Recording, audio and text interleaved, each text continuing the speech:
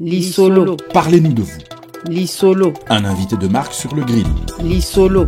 10 minutes pour tout savoir sur son travail.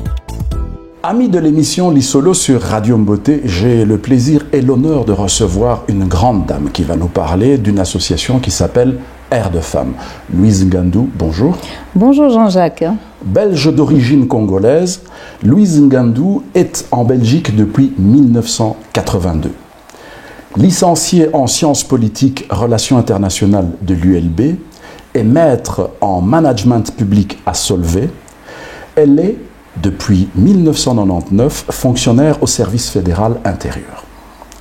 Engagée dans la cause des femmes et la problématique des migrations africaines en Belgique, Louise Ngandou est membre fondatrice et présidente d'honneur de l'Union des femmes africaines, UFA, cofondatrice et membre du cercle Yagin et Fodé, marraine de DC Racine, dynamique des jeunes congolais, et enfin, cofondatrice et présidente de Air de Femmes. Louise Ngandou est lauréat du prix Femmes de paix 2012, ainsi que citoyenne d'honneur à la commune bruxelloise de Woluwe-Saint-Lambert. Son dernier ouvrage s'intitule « M'aligner, telle une plante de courge ». Alors, Louise Ngandou, c'est vraiment un parcours remarquable que je viens de citer là. Cependant, dans notre Lissolo de ce jour, on tournera essentiellement autour de cette association qui s'appelle Air de Femmes. En quelle année a-t-elle vu le jour? Air de Femmes a été créée en 2014. Donc 2014. 2014, donc bientôt 7 ans et demi. Et la création d'Air de Femmes, c'est un peu la même motivation que j'ai toujours eue, face à des événements qui vous frappent, qui vous indignent. Vous vous dites, je ne veux pas être spectatrice. Il faut être actrice du changement qu'on veut voir dans la société ou dans la communauté où l'on vit. Et donc, Air des Femmes, c'est vraiment un cri qui m'est monté vraiment au cœur après mon voyage au Kasaï en 2014, où j'ai eu l'occasion de visiter pour la première fois le Kasaï. J'ai fait Kananga, j'ai été jusqu'à Mikalai, et puis j'ai fait Mbuji-Mayi. Et ce que j'ai vu, les travaux que j'ai eus avec les femmes du Kasaï m'ont tellement interpellée. Je me suis dit non, il faut faire quelque chose. Donc je suis rentrée, j'ai intéressé les amis avec qui nous étions déjà engagés depuis longtemps pour dire non, focus maintenant vers le Congo, regardez ce que j'ai vu au Kasaï. Eh bien, c'est de là qu'on s'est dit non, il faut diminuer le gap qui existe entre les résolutions, les dispositions légales qui existent et la réalité de terrain. D'où l'objet de l'association. D'où l'objet de l'association, voilà. Donc, c'était vraiment cette volonté-là. On a quand même une longue expérience en matière de lutte pour le droit des femmes, d'engagement en faveur des femmes et des jeunes filles. On a soutenu pas mal de projets ici en Belgique, tout comme en Afrique. Et là, on s'est dit, cette expérience doit toucher ces femmes dont on ne parle jamais. On ne parle jamais, par exemple, on parle de réseautage dans toutes ces grandes conférences où nous allons ici. Mais le réseau touche les femmes qui sont dans les centres urbains, dans les grandes villes. Mais toutes ces femmes qui sont à la base, toutes ces femmes qui sont dans les provinces sont totalement coupées de certaines réalités, de certaines informations utiles. Et on le voit, leur besoin en formation, leur besoin en soutien est énorme. Et depuis qu'on a commencé cette association, eh bien, on a pu arrêter. Ne dit-on pas que éduquer une femme, c'est éduquer une nation? Quelles sont les réalisations de Air de Femmes depuis sa création à ce jour? Qu'est-ce qui a été fait concrètement? Concrètement, nous avons ciblé d'abord le renforcement des capacités des femmes. Il y a des femmes qui s'organisent sur le terrain, qui ont besoin d'être soutenues, qui ont besoin d'être formées pour mener à bien leur association et les aider à atteindre les objectifs qu'elles se sont fixés. Donc il y a le renforcement des capacités qui était à la base et puis l'autonomisation financière des femmes.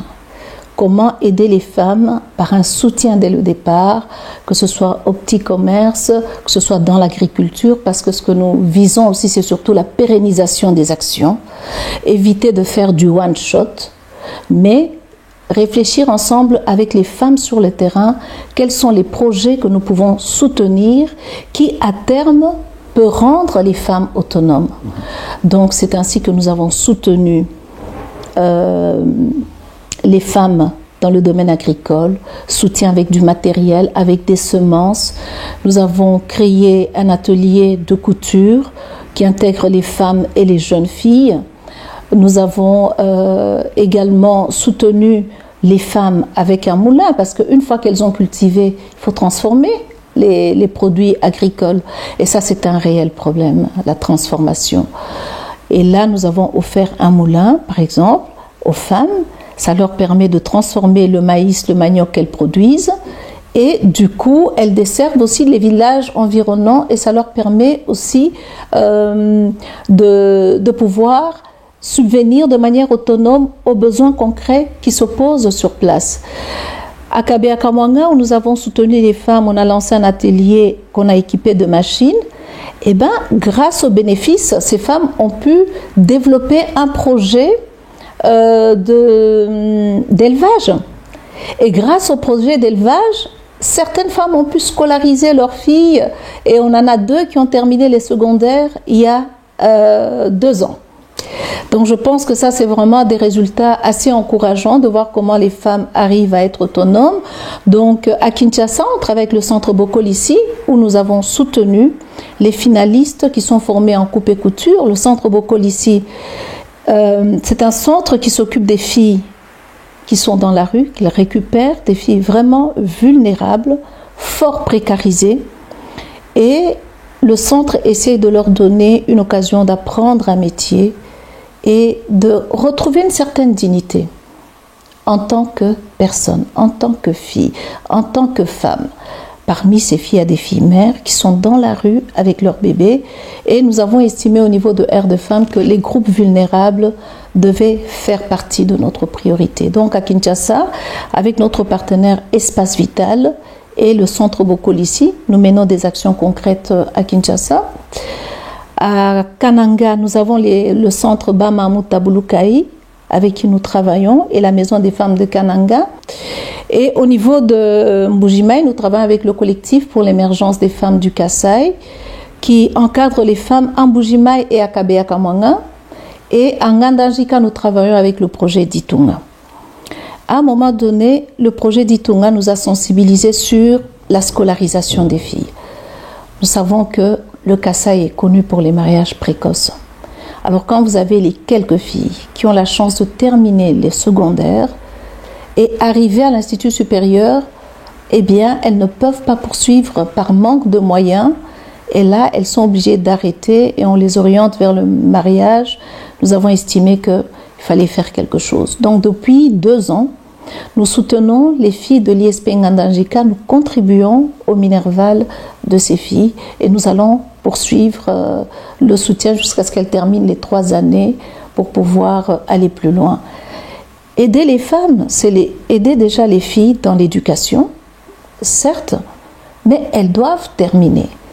Nous voulons une société équilibrée, nous voulons que les femmes participent davantage aux postes décisionnels, qu'elles prennent plus de responsabilités. Elles doivent être à la hauteur de cela.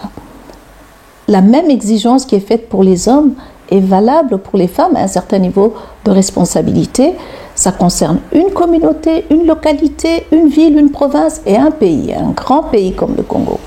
Et donc nous sommes conscients de cela, nous encourageons l'apprentissage. Nous avons soutenu même l'accès de ces filles à la bibliothèque l'année passée avec les collègues ici. Et quand il y a eu les événements de Kamina Nsapu, nous avons tout concentré majoritairement sur Kananga, avec tout ce qui s'est passé à Nganza, et sur Kabea-Kamwanga, d'où sont parties les premières violences. Face à ces horreurs, pratiquement, qu'est-ce que Air de Femmes a mis en place pour essayer d'apporter un soutien finalement? Grâce au soutien d'abord de la commune de Olué, que nous avons sensibilisé à ce problème, et du docteur Denis Mukwege, prix Nobel de la paix, Nous l'avons tout de suite contacté. Il nous a donné les pistes.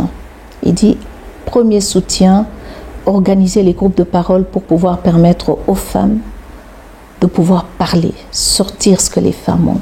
Des actions qui sont à la portée de tous, finalement. De tous. Nous avons organisé des groupes de parole à Kananga, à Kabeakamwanga, plusieurs groupes de parole parce qu'on a soutenu sur plusieurs années et on poursuit parce qu'il y a toujours des victimes. Au début, c'était difficile. Il fallait organiser des groupes pour les femmes, des groupes pour les jeunes filles. Et puis, nous avons eu une demande des hommes. Il dit, mais nous avons vu des choses incroyables, inimaginables. Nous voulons aussi être soutenus. Et on a dit non, intégrer les hommes également dans les groupes de parole. Après les groupes de parole, leur permettre de sortir ce que les personnes ont, il faut un soutien à l'insertion économique pour les aider à renaître, à rebondir, à retrouver une certaine dignité à travers une activité. Et ça, nous l'avons fait sur plusieurs années et nous continuons à le faire parce qu'il faut continuer à soutenir ces femmes, ces filles, à pouvoir renaître finalement de leurs cendres, à pouvoir croire encore que la vie est possible. Et là, je pense que l'expérience que certaines organisations, institutions nous ont beaucoup aidés. Nous avons été à la recherche des informations, à la recherche des pistes de solutions. Et actuellement, par exemple, nous sommes en train de voir comment nous pouvons mettre en place une pièce de théâtre. Parce qu'on a remarqué aussi que la musique participait à la guérison des filles. La musique adoucit le cœur. Ça participait et donc ça c'est ce qui est organisé et on veut aller un peu plus loin, structurer, créer par exemple une pièce de théâtre, quelque chose qui peut se jouer, etc. Et qui peut vraiment aider à la guérison parce que la guérison est un très long processus. Maman Louise, tokomi na suka ya lisolo na biso ya lelo, maloba ya suka na émission na biso tosilisaka na monoko mboka. À vous la parole. Pona kosukisa nalingi na pesa penza merci mingi na balandi, surtout merci mingi na batu nyonso oyo bazo soutenir biso na mwa badon na ba soutien parce que sans soutien wana tokokaki kosala musala makasi oyo tozosala na Congo depuis 7 ans et demi. Nalingi vraiment na remercier d'abord commune na biso au lieu Saint-Lambert. Naina remercier Chorale Cœur Joyeux à ce petit concert plusieurs fois pour nous soutenir l'action Nabiso. Nalingi pena remercier batu nyonso yo batata ba mama o nyonso basi bandimi ba moni musa Nabiso année par année bayaka kopesa mwa mike na bango pona koloba bokende liboso. Ah ben c'est sur ces paroles sages et combien remarquables de la présidente de Air de Femmes que nous allons mettre un terme à notre émission de ce jour. Alors comme d'habitude, pour pouvoir écouter la radio, vous tapez dans votre navigateur www.mbote.be, ça c'est pour écouter la radio. Vous pouvez aimer notre page Facebook Radio Mbote. Et enfin, nous vous le recommandons vivement, abonnez-vous à notre chaîne YouTube Radio Mbote. Que la paix des ménages soit avec vous. À très bientôt.